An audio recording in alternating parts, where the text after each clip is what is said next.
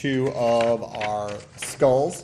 So last week we designed a unique design for each one of these, and then we took the scratch art paper and we placed them together and put it on top of something soft to trace. I actually did find that the cardboard piece was pretty good for the back of my sketchbook, and that worked out pretty good. I don't know how well you can see them, but I've got a nice tracing of where they're at, okay?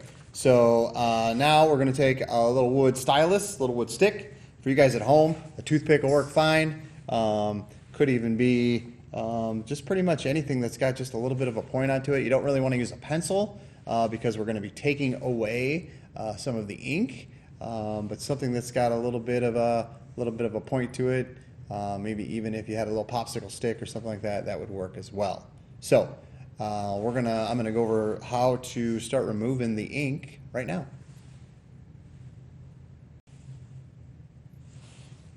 Okay, we've got our scratch paper, and I've got my little stylus. We're gonna zoom in. You got to be careful. I've already made a couple scratches on here accidentally that will start to take off the ink.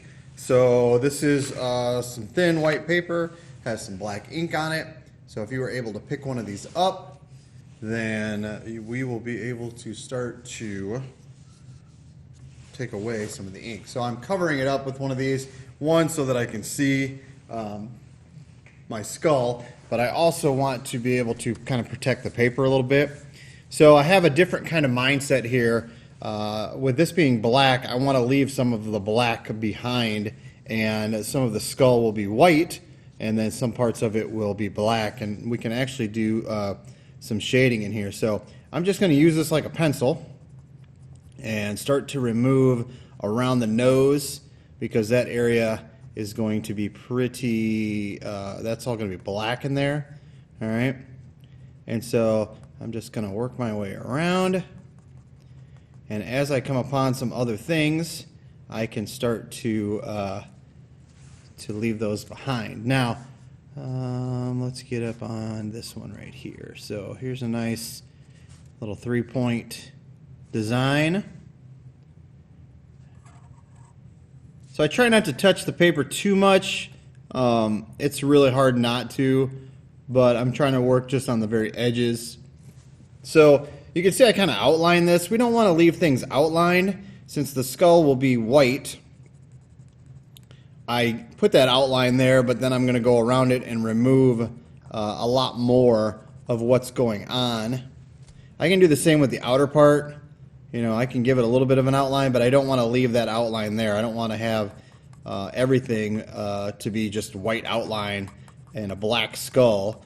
I want those the skull to look white.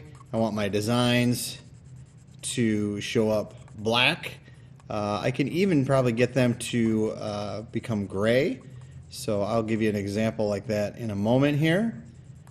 For right now, I am just going to keep removing some of this ink, and then we're going to go from there.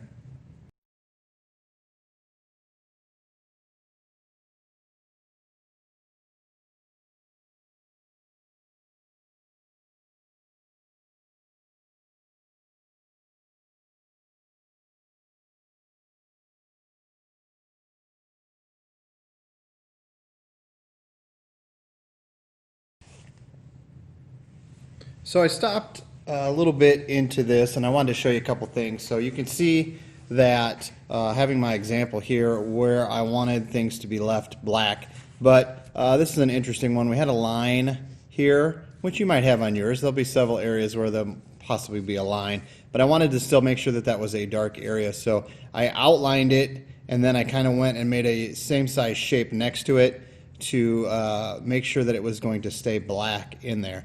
Now, a couple of these objects I am going to leave black, but I wanted to show you how you could do some gray tones in there.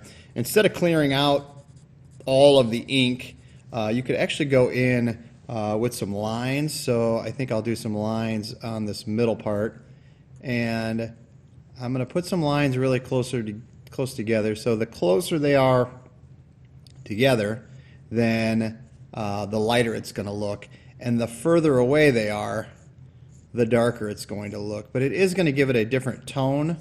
So, you know, by putting in those lines, maybe even go in the middle of some of these, all right, you're going to get a gray tone.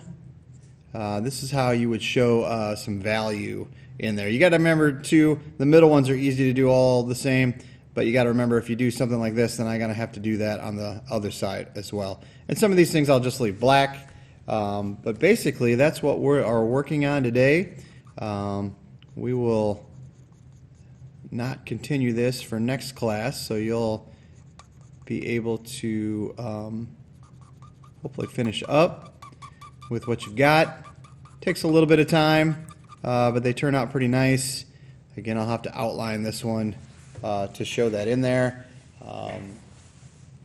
As you finish, if you were somebody that picked up the scratch art, please, if you got questions, make sure that you email me, and then we will start something new next week.